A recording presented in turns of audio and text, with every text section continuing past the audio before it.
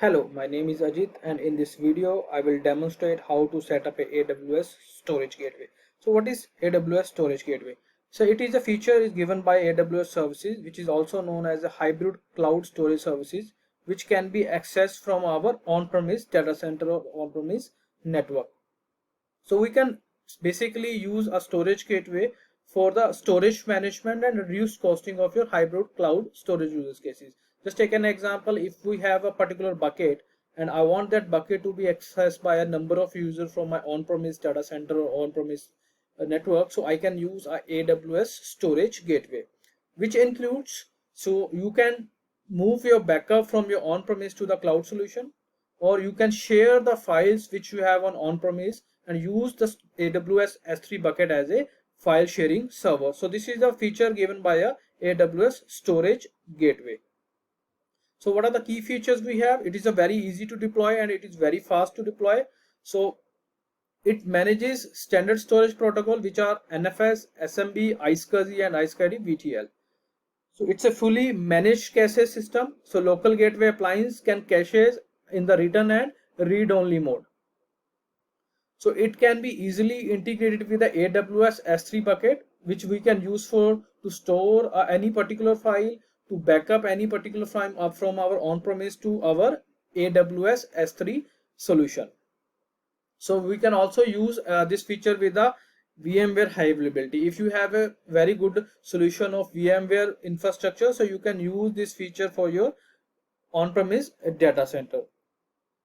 So types of gateways we have. Number one is a file gateway, which we can use for the file sharing services, and it's used the protocol called NFS and SMB. Number two, a tape gateway, which we can use for the virtual tape library, which use the standard protocol called iSCSI protocol. Number third is a volume gateway. It is for the presentation of application block storages, which used by a iSCSI protocol. So for example, if you want to back up any of your data as a snapshot, so you can use a volume gateway feature. So how it works? So on the left hand side you can see there is a column of on-premise, and on the right side you can see the feature of S3 buckets. So under the on-premise we can use for the following types, like a backup application, database backup and file share for the file gateway. If you have any application server, so which you dedicated want to migrate to our S3 solution, so you can use the volume cache. Then third one is we have a tape gateway library, which is for your backup application. For just take an example of VM backup, if you have Aconis backup, if you have any type of backup, third party backup, you can integrate with them and you can backup your data to AWS S3 storage. So this is a small storage gateway scenario which I'm discussing with you. So we'll do the practical on this. On the on-premise, I have Linux machines and Windows machine, and I want to share a S3 bucket with all my different type of operating system with Linux machine and Windows machine. So my users can put the data and get the data from the same bucket. So for that, let's log into our AWS solution.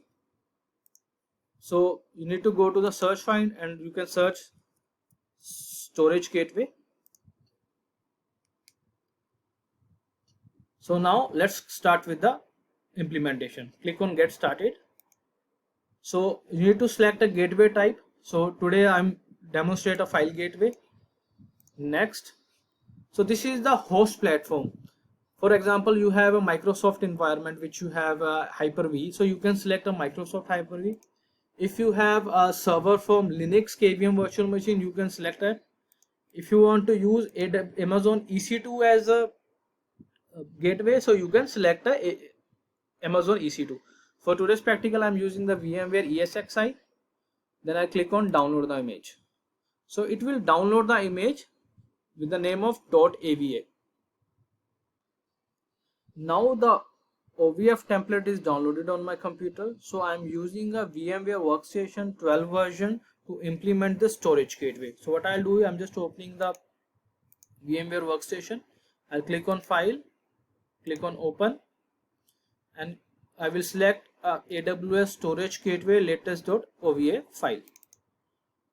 So you can give any name. So I'll giving AWS storage, or I can give a name to storage gateway,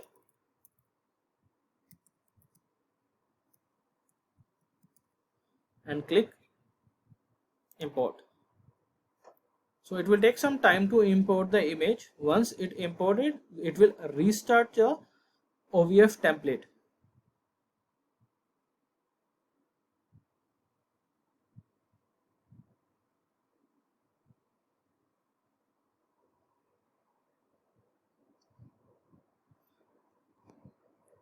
Now the OVF template is imported to our VMware workstation. We'll edit some settings.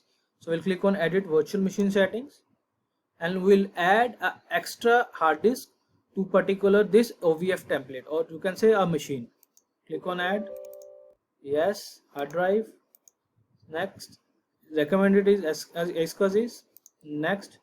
So to create a virtual disk, I'll select a 80 GB. You can select any number. So this is the disk where you will store all the data. So for this data or this drive will sync or cache with your AWS S3 storage gateway solution. Click on finish, OK, and then power on this virtual machine. It will take some time to power on.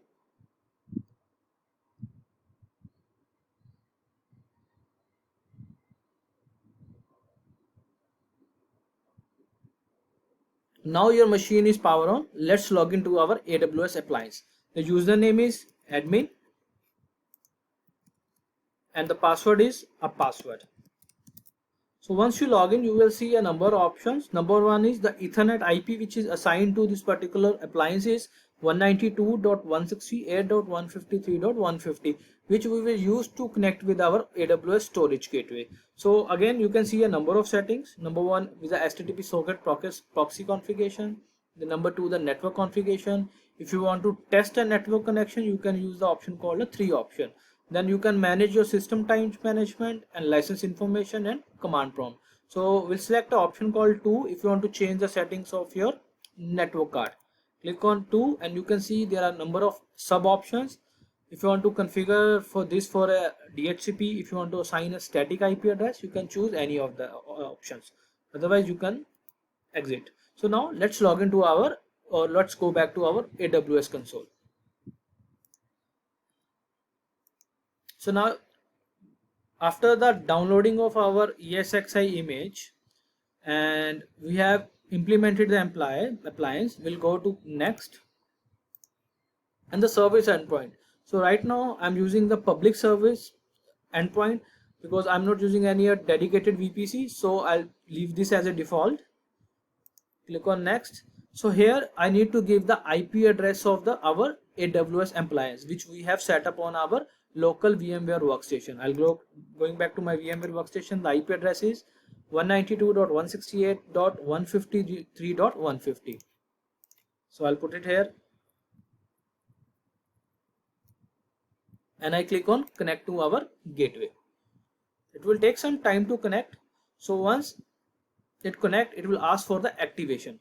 So region, our AWS region is Asia Pacific, so you can select the gateway time zone to Asia Pacific only. So I'm selecting GMT plus 530 Bombay Calcutta region, and the gateway name I can give to Asia Storage, or I can give my company name Think IT Storage.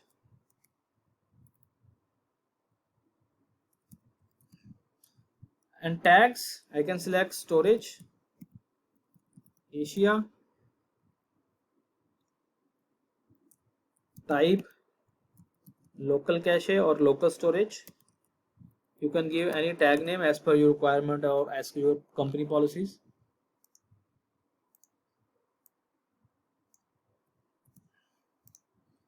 Then click on activate this gateway. It will take some time to activate the gateway.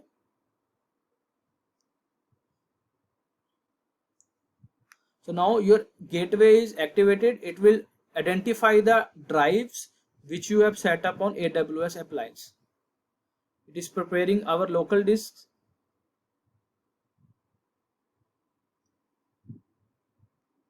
Okay, now your local hard drive is detected by a storage gateway which we have implemented in our AWS appliance. So we'll select allow to cache or unallocated. We select the cache one and click on configure login. So if you want to create a log group for this particular storage gateway, you can select it. Otherwise, you can disable it for the timing. So we can recreate after we set up all the things on storage gateway. So right now I'm using a disable login and click on exit. So now you can see my storage gateway ID SDW0208 echo fish 6B is up and running. So now what I have need to configure is a file share. So I'll click on create a file share. So I'll just exit from here. So you have three options: create a file share from this, create a volume, or create a tapes. So right now I'll click on create a file share. And if you have already have the S3 bucket, you can use that same S3 bucket, or you can create a new S3 bucket also. So I want to create a new one. So what I'll do, I'll go to the services and I click on S3. So I'll create a new bucket for my local users which I have in-house. I'll give a bucket name ThinkIT on premises. The region is Asia Pacific. Next, next, next, and I will create this bucket. So I will use this bucket which is known as ThinkIT on premise for my storage gateway. So I'll copy it from here. I'll give the name. My file share name is also ThinkIT on premise. If I want to give a dedicated name like cloud storage, I can give that. Otherwise I will leave as a default one. So I'm giving a cloud storage. So how you want that object of this particular S3 bucket can be accessed? You can use a SMB server message block, or you can also use a NFS. So NFS is also supported by a Linux operating system, Mac operating system, or also supported by a Windows operating system. So I'm using this one. Then you need to select the gateway. So right now I have only one gateway, so I'm selecting ThinkIT storage gateway. So if you want to select an automated cache refresh from S3 after, you can select the days, otherwise leave as a default. Click next. So it will validate all the settings. And last thing we need to set up here, how you want to store the data. You want to store a standard or intelligent tiering or standard IA or S3 one zone. So by default it's always select S3 intelligent tiering. So I'm selecting the same one, leave as a default, and I will leave all the option default. It will create a new role automatically. If you want to create yourself, you can also create and use the existing one. Otherwise leave as a default. It will create a role, IAM role for this S3 bucket automatically, and it is by default using a S3 managed key encryption. So that's mean the data you are copying to the S3 storage gateway or AWS appliance or using NFS is always an encrypted one. So you don't need to worry about the data encryption. Click next. You can select or you can recheck the settings, then create a share profile. So it will create a profile, it will create a IAM role, then it will create a file share for yourself. So you can see the file share is already created. So you can select the file sharing and you can see down how to connect for the different operating system on Linux, Microsoft, Windows, or Linux. So I will copy this command. This is a command to map NFS drive on your Windows operating system. So I'll copy it from here. I'll go to my command prompt, right click, then after space I have to give the drive name. So it should be on the capital side. So right now I'm giving E drive, then double colon, enter. So you can see E is now successfully connected to IP address 192.168.153.150 / cloud storage. Cloud storage is our file share name which we have created on our AWS S3 storage gateway. So what I'll do, I'll go to my Windows Explorer and you can see the cloud storage drive is mapped on my computer. So now I can open it, I can copy any data, I can use this drive for my file sharing services. So what I'll do, I have some file which is a Excel file. I'll copy it from here. And now I then copy on my cloud storage. So after few minutes, few seconds, it will automatically sync with my AWS S3 bucket. So it will take some time to sync. So you need to be patient on this case. So next is, if I want to map this drive with my Linux operating system, again the command is already given, so I can use the same command, copy it from here. So I already have a Linux machine, so you can see it's a CentOS 7. So what I'll do, I'll copy the command and I'll mount this particular NFS share to my OPT drive. Next, I'll go to my OPT folder. I can see the Linux server cloud hardening file which I have copied from my Windows machine. I can able to see under here under my Linux machine. Again, if I want to create any folder from here with the name of data, so I can see this folder. Sorry, I can see this folder in my Windows drive also. So let's again go back to my Windows Explorer. I'll just go back, come again. I can see the data folder. So you here, this is the way you can use the storage gateway as a file sharing server. So let's go back to AWS console. Under the S3 management console, I'll just refresh my bucket and I can see one folder and one Excel file which I have created and which I have copied from my Linux and Windows operating system. So this is the way you can use your S3 storage gateway for your file sharing server. So let's go back to storage gateway. Under the storage gateway, you can edit the permissions of your gateway system. If you want to set up a CloudWatch matrix, you can set up it. If you want to set up any alarm related to a storage gateway, you can click it here and set up it. If you want to configure a health log, so you can create a log group for this. Okay, so you can create a new log group of this particular gateway. So I have created a log group for this particular gateway which is known as ThinkID storage. So this is the way you can set up a storage gateway if you have multiple departments who are using their operating system called Linux or Windows operating system. So they can centralize share, you can centralize share your bucket with all the users. So you don't need to create a single username or access key or secret key for all the users in the department. So you can use the storage gateway feature as a file sharing server. So in this video I have demonstrated how we can set up a gateway, how we can create a storage gateway, how we can set up a file share, how we can set up on our Windows operating system and on Linux operating system. So thanks for watching this video. Please like, share and subscribe.